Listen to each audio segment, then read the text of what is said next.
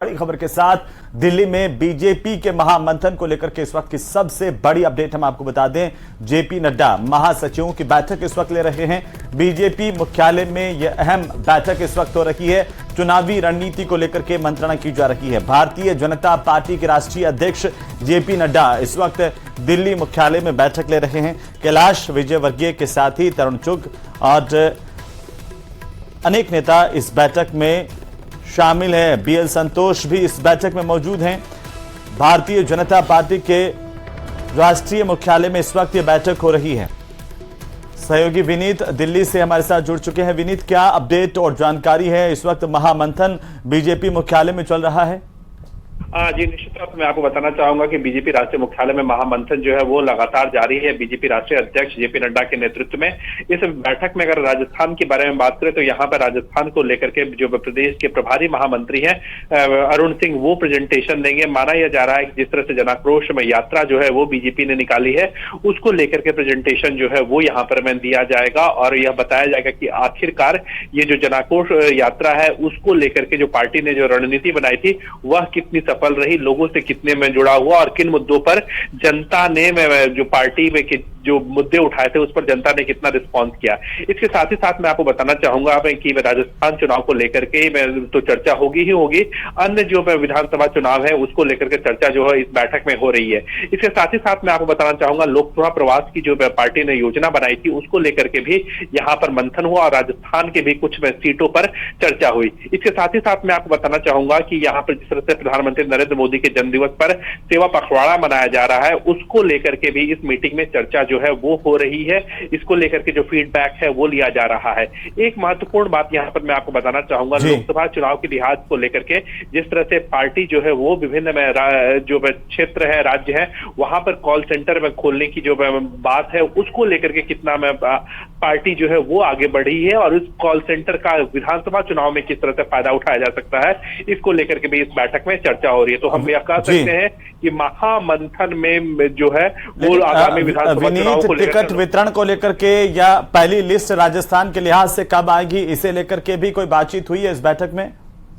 जी मैं निश्चित तौर पर मैं आपको बताना चाहूंगा कि अगर मैं जिस तरह से मध्य प्रदेश के बारे में बात करें, मध्य प्रदेश के जब दूसरे चुनाव की लिस्ट आई थी वहां पर जिस तरह से केंद्रीय मंत्रियों को उतारा गया था तो क्या यही फॉर्मूला जो है इसमें यहाँ पर भी लागू किया जाए इसको लेकर के इस बैठक में जो है वो महामंथन जो है वो निश्चित तौर पर किया जाएगा। इसके साथ ही साथ अगर मैं आपको बताना चाहूँ टिकट को लेकर के तो बहुत ज्यादा टिकट को लेकर के तो मंथन नहीं किया जाएगा क्योंकि इसको लेकर के चुनाव जो केंद्रीय चुनाव समिति की बैठक जो है जिसे प्रधानमंत्री नरेंद्र मोदी भी मौजूद रहेंगे और वो जो है वो 1 तारीख को बैठक होगी। तो निश्चित तौर पर हम यहाँ पर कह सकते हैं कि टिकटों को लेकर के जो पार्टी जो बैकग्राउंड या होमवर्क जो तैयार करती है इसको लेकर के निश्चित तौर पर इस बैठक में चर्चा जो है वो की जा रही है।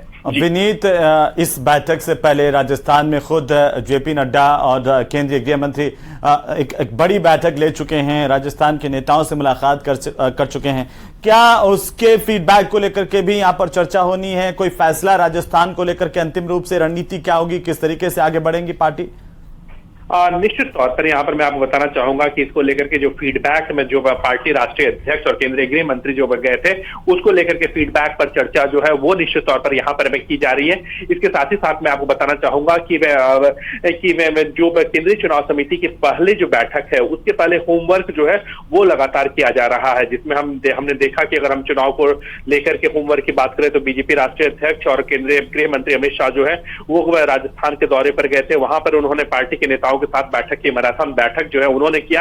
इसके बाद जो है वो आज महामंत्रियों की बैठक हो रही है, महासचिवों की बैठक हो रही है जिसे बीजेपी राष्ट्रीय अध्यक्ष जेपी नड्डा खुद चेयर कर रहे हैं और इसके बाद यह बताया जा रहा है कि कल शाम को कोर ग्रुप की राजस्थान कोर ग्रुप की बैठक होगी और उसमें भी टिकटों को लेकर के मंथन जो है वो किया जाएगा और बाकी जो टिकट पर जो अंतिम मुहर लगता है वह केंद्रीय चुनाव समिति की बैठक में मुहर लगेगा जिसमें नरेंद्र मोदी। चलिए, बहुत शुक्रिया तमाम जानकारी के लिए। नजर बनाए रखिए और लगातार अपडेट हम आपसे लेते रहेंगे। और इसी बीच बड़ी खबर आ रही है, मधुसूदन मिस्त्री कल बैठक लेंगे कांग्रेस के खेमे से। सबसे बड़ी खबर है, सबसे पहले सबसे तेज न्यूज 18 राजस्थान पर कांग्रेस के सभी 25 ऑब्जर्वर्स की बैठक होगी। मधुसूदन मिस्त्री ये बैठक लेंगे जो सीनियर ऑब्जर्वर हैं और पीसीसी वॉर रूम में कल 11 बजे बैठक रखी गई है। प्रदेश की सभी विधानसभा सीटों का यहां पर एक एक करके फीडबैक लेंगे। विधानसभा चुनाव के सीनियर ऑब्जर्वर मधुसूदन मिस्त्री तमाम जो 25 ऑब्जर्वर्स तैनात किए गए थे उनके साथ चर्चा करेंगे, बैठक करेंगे। यह बैठक कल 11 बजे होनी है पीसीसी वॉर रूम में और विस्तार से राजस्थान के चुनाव को लेकर के चर्चा होनी है, पार्टी की गतिविधियों को लेकर के, पार्टी की रणनीति को लेकर के, टिकट वितरण को लेकर के और किसका कहां कितना दबदबा है। ये तमाम सब्जेक्ट हैं, तमाम विषय हैं जिनको लेकर के विस्तार से बातचीत होनी है और उसी लिहाज से कांग्रेस पार्टी अब आगे बढ़ेगी। और इस वक्त ये सबसे बड़ी खबर है, मधुसूदन मिस्त्री कल ये बैठक लेने वाले हैं। काफी महत्वपूर्ण बैठक है जिसमें तमाम जो ऑब्जर्वर्स हैं वे शामिल होंगे, शिरकत करेंगे। प्रदेश की तमाम विधानसभा सीटों का फीडबैक लिया जाएगा क्योंकि तमाम ऑब्जर्वर हर एक सीट का दौरा कर चुके हैं। ज्यादा जानकारी के साथ सहयोगी बाबूलाल धायल जुड़ चुके हैं फोन लाइन पर। बाबूलाल, क्या जानकारी है? मधुसूदन मिस्त्री ये बड़ी बैठक लेने जा रहे हैं, तमाम ऑब्जर्वर्स के साथ ये बैठक होगी, क्या कुछ होना है इसमें?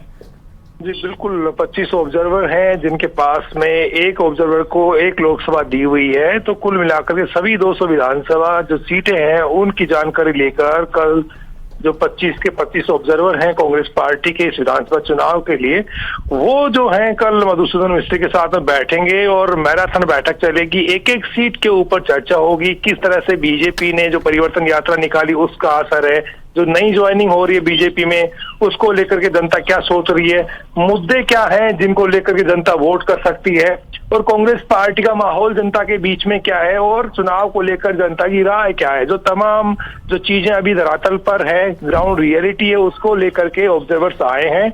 हर सीट का जो है वो लेखा जोखा सीनियर ऑब्जर्वर मधुसूदन मिस्त्री के सामने पेश करेंगे। कहां पर टिकट जो है बदली जानी चाहिए, कहां पर एंटी इनकम्बेंसी है, कहां पर किस अमुक उम्मीदवार को चुनाव लड़ाने से स्थितियां सुधर सकती हैं। तो जो सर्वे अलग अलग एजेंसियों ने किए हैं उसके इतर कांग्रेस पार्टी के जो ऑब्जर्वर हैं वो भी अपना काम कर रहे हैं और पिछले 1 महीने से ये लोग ग्राउंड पर हैं, एक एक विधानसभा का दौरा कर रहे हैं, जनता से मिल रहे हैं, विभिन्न वर्गों से संवाद कर रहे हैं और सही स्थिति जो है उसका आकलन करने की कोशिश कर रहे हैं। तो जो भी इनको स्थिति दिखी है, जो भी हालात इन्होंने समझा है और किस तरह से पार्टी जीत सकती है उसके लिए अपनी राय देंगे और उसके बाद में किस तरह से मधुसूदन मिस्त्री उन चीजों को गंभीरता से लेते हैं और स्क्रीनिंग कमेटी के साथ में जब बैठकें होंगी तो उसमें किस तरह से उन बातों को रखा जाएगा, ये देखने वाली बात होगी। लेकिन बहुत महत्वपूर्ण बैठक। बिल्कुल बाबूलाल, हम इस पर नजर बनाए हुए हैं और पल पल की अपडेट अपने दर्शकों तक पहुंचाएंगे। फिलहाल बहुत शुक्रिया तमाम जानकारी के लिए।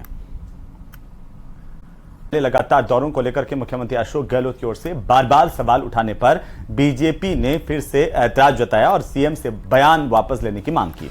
बीजेपी अब इस पूरे मामले को लेकर के वैधानिक कार्रवाई करने की बात कहने के साथ ही इस मुद्दे को जनता के बीच ले जाने की बात कह रही है।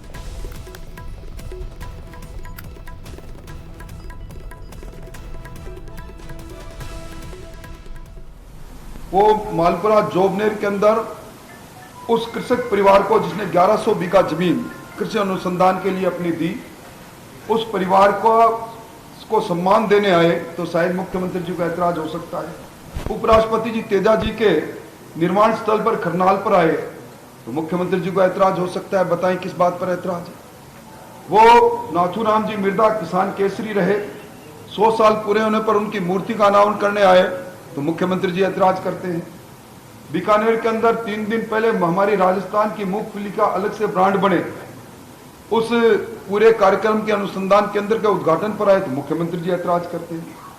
मिलेट अनुसंधान केंद्र के लिए देश का दूसरा अनुसंधान केंद्र बाड़मेर में बने पर उपराष्ट्रपति जी आते हैं तो मुख्यमंत्री जी ऐतराज करते हैं। MNIT में उपराष्ट्रपति आते हैं तो मुख्यमंत्री जी ऐतराज करते हैं। तो चलिए आगे बढ़ेंगे और इसी बीच राजधानी जयपुर से बड़ी खबर है जहां पर डॉक्टर किरोड़ीलाल मीणा ने मंत्री प्रताप सिंह खाचरियावास से मुलाकात की है। IAS अभय कुमार, प्रताप सिंह, डॉक्टर किरोड़ीलाल मीणा की मुलाकात हुई। सचिवालय में मंत्री प्रताप सिंह खाचरियावास के कक्ष में यह बड़ी मुलाकात हुई है। बड़ी खबर, भारतीय जनता पार्टी के वरिष्ठ नेता और राज्यसभा सांसद डॉक्टर किरोड़ीलाल मीणा की मुलाकात मंत्री प्रताप सिंह खाचरियावास से हुई है। सचिवालय में आज डॉक्टर किरोड़ीलाल मीणा यहां पर पहुंचे थे। मंत्री प्रताप सिंह और डॉक्टर किरोड़ीलाल मीणा के बीच मुलाकात को लेकर के सियासी गलियारों में चर्चाएं तेज हो गई हैं। IAS अभय कुमार, प्रताप सिंह और डॉक्टर किरोड़ीलाल मीणा की ये मुलाकात सचिवालय के मंत्री के चैम्बर में हुई, जहां पर प्रताप सिंह खाचरियावास से मिलने के लिए पहुंचे थे डॉक्टर किरोड़ी। और दोनों के बीच में काफी देर तक बातचीत हुई है। लाल जी मिल नहीं सकते क्या? डॉक्टर गुरलाल जी एमपी हैं, बीजेपी के एमपी है, तो बीजेपी के लोग क्या सेक्रेटरी और खुद मिनिस्टर रहे हैं, तो आते हैं। अभी तो आपको जानते हो कि चुनाव का दौर चल रहा है, तो उनके क्षेत्र की भी कितनी समस्याएं होती हैं, बातचीत होती है, तो ये तो मुलाकात होती रहती है पॉलिटिकल। सेक्रेटरीट में कोई लीडर आएगा तो एक्स मिनिस्टर है, वो किससे भी मिलेंगे। ये डॉक्टर किरोड़लाल जी तो मेरे पास घर पे अभी आते ही रहते हैं। मेरे से बीजेपी के नेता तो मिलेंगे, क्यों नहीं मिलेंगे? मैं मिनिस्टर हूं, मिलने आएंगे। जो मिनिस्टर मिलेगा, उपलब्ध होगा, वही तो मिलेगा। सेक्रेटरीट में डॉक्टर किरोड़लाल जी तो सेक्रेटरीट में आते रहते हैं, तो कोई मिल रहा है, कोई बैठा है तो उससे मिल लिए, कोई और होता तो उससे भी मिलते हो। तो जो है जी पीडीएस से संबंधित कुछ शिकायतें हैं जी, वितरण में अनियमितता है और फूड पैकेट्स में घटिया बांटी जा रही है जी। तो मंत्री जी ने कहा पीडीएस की शिकायत पर तो मैं आपकी जांच करवा दूंगा, लेकिन ये फूड पैकेट वितरण मेरे अधीन नहीं आता है। मामले को लेकर तो खबरें अभी और भी हैं, लेकिन फिलहाल वक्त तो चला एक छोटे से ब्रेक का, जल्द लौटेंगे।